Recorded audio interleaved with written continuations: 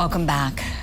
This morning, we're giving a voice to victims as we're remembering 16-year-old Mia Campos.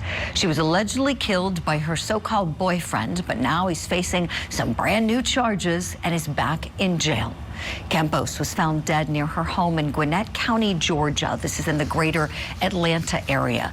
She was 7 months pregnant at the time and looking forward to being a mom. The father of her baby, Jesus Monroy, was quickly arrested and charged with her murder.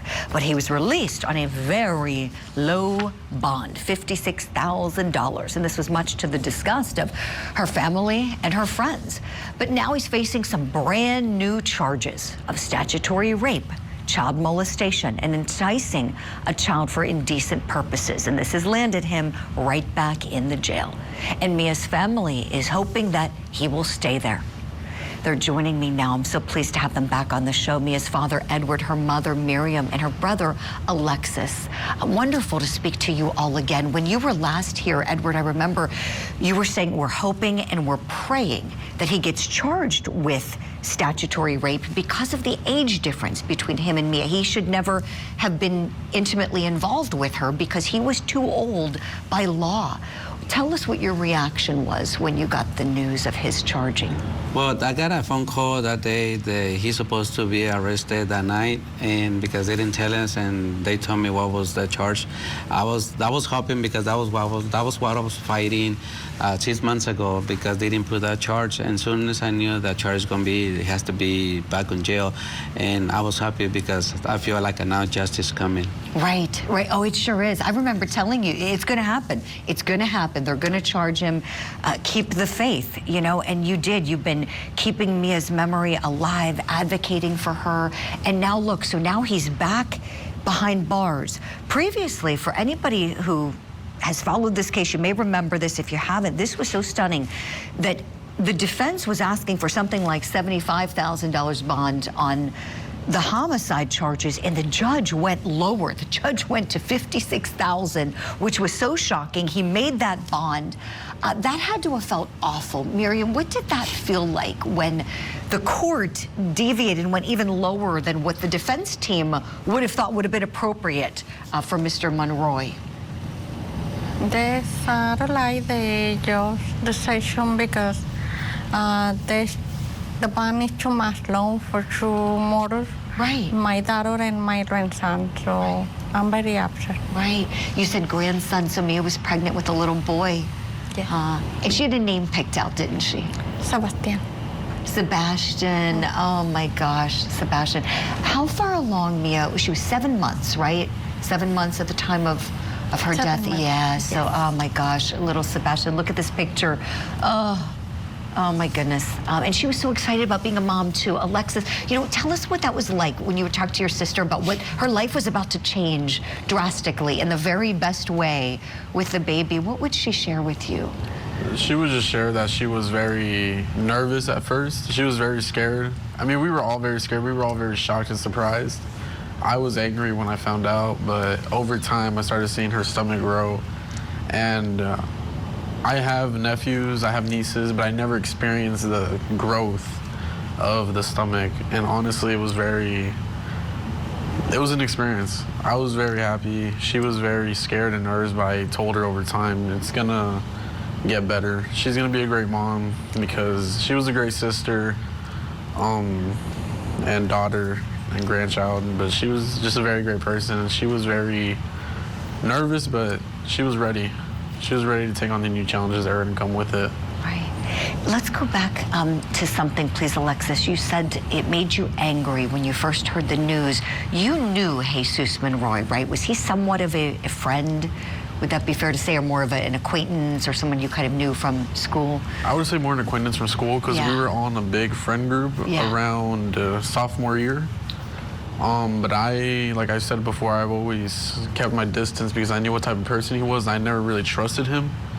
So that was one of the reasons why I was pretty angry on why she was pregnant. Yeah, yeah. What was it about him that made you feel that he might have been untrustworthy? Just the type of person that he is, a liar, a manipulator, somewhat of a verbal abuser from what I've heard. So I wasn't very happy about it. But I mean, she was still my little sister, so I had to support her. It got harder, but over time, I trusted him up until now with everything going on. That was just all thrown out the window. Right. So sorry.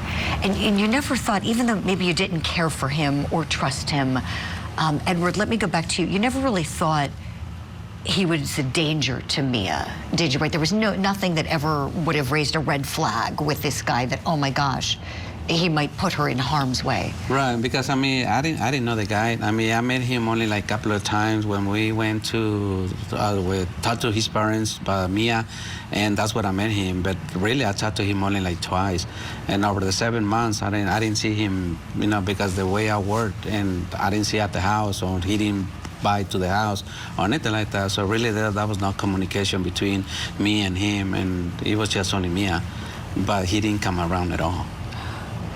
You know, and if he didn't want the responsibility of being a father, with your family, you're all such a beautiful, loving, close family. That would have been okay, wouldn't it have been? You would have helped Mia raising Sebastian, and Sebastian would have been just fine. It wasn't like Mia was trying to force him into her life, right? Yeah, that's correct. I mean, he didn't need, most likely she didn't need anything from him. I mean, because she got all the supports 100%. And when I found out, at first I was angry too, but then it took me like 10 seconds to realize, oh, my daughter's pregnant. And I was like, I was so happy because I want to be, you know, a grandfather again. Right. And I was waiting, but I mean, the way everything happens, I mean, like I said, I didn't know the guy at all. You know, and for him to do that, I mean, I don't think he, you know, my daughter, she deserved that.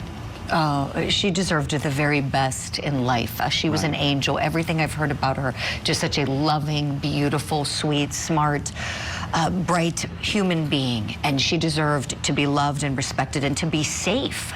To be safe. And, you know, that night, that dreadful night that he came to the house, is it your understanding, Alexis, that Jesus Monroy may have lured Mia away with the idea of, hey, we'll go get a bite to eat, no big deal, oh, you might be hungry, you know, you're pregnant, my goodness, you know, let's go get a snack and visit. Is that kind of your understanding of how he got with her the evening she disappeared? I would say yes, 100%, because I know my sister, and even before she was pregnant, she always had late night cravings. She would always wake me up saying, let's go get something to eat, or let's go stop by the gas station because I want something. So that was a tactic that he used to lure her, most definitely. We have footage of Mia, the last footage of her seen alive. Let's look at this together now, as this is going to become a big piece of the case evidence.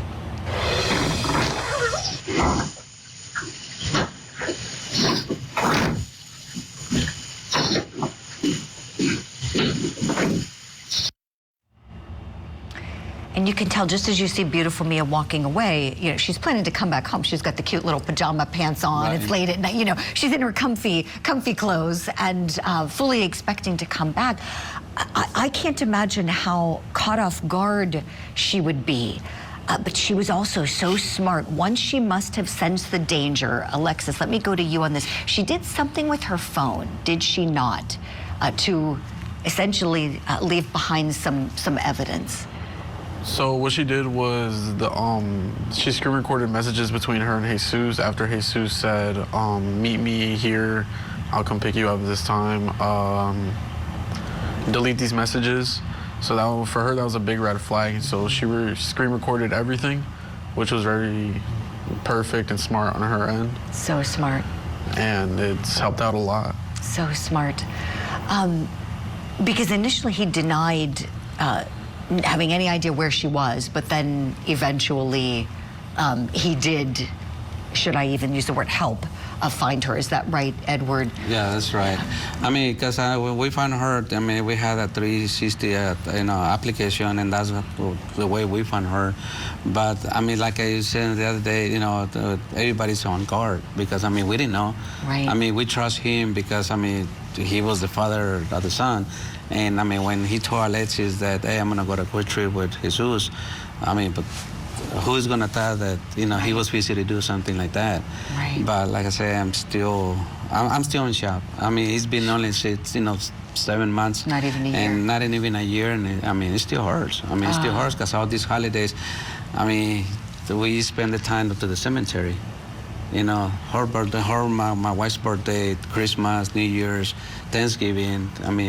It was not the same for us. So he took her life, and he took my life with her too, because it still hurts. I'm sure it does. Unimaginable pain, unspeakable Yes. pain. All of us here at Court TV are so sorry for what you've gone through, and are so impressed with the way that you've come together to advocate for her in such a beautiful way. We're seeing it today with your necklaces. I'm noticing you all have these beautiful necklaces on with Mia's picture in the middle to remember her. Next court hearing is going to be April the 2nd. You will all be there and arguing for no bond for this guy, I'm sure, right? Yeah, that's what I'm fighting for. That's Yeah. what I'm hoping that this time, we get the justice that she deserves. Right. And I know it's going to be April the 2nd, and I need to find out exactly the time, because that's 2 different times. Yeah. So I need to find out what exactly time is going to be. But I know it's going to be April the 2nd. April 2nd. And We'll be there. Yes, I'm keep fighting. I'm Yes. gonna keep fighting. I'm gonna keep fighting in court. Hopefully these times they can be the justice that she deserves for That's for right. her and Sebastian, because he was already 7 months. Right. He was already a full baby. He was, right. Beautiful baby. Yes, and you had a beautiful daughter. Thank you. She's your angel now, as is little Sebastian. Edward, Miriam, Alexis, thank you so much. We're going to continue the conversation with you as this case progresses. We are not going to ever forget about Mia Campos. Let's remember Mia right now as we head to break and her unborn baby, Sebastian. Mia had so much life ahead of her. She would have been a mother by this point in time. Let's hope that she and her son get justice.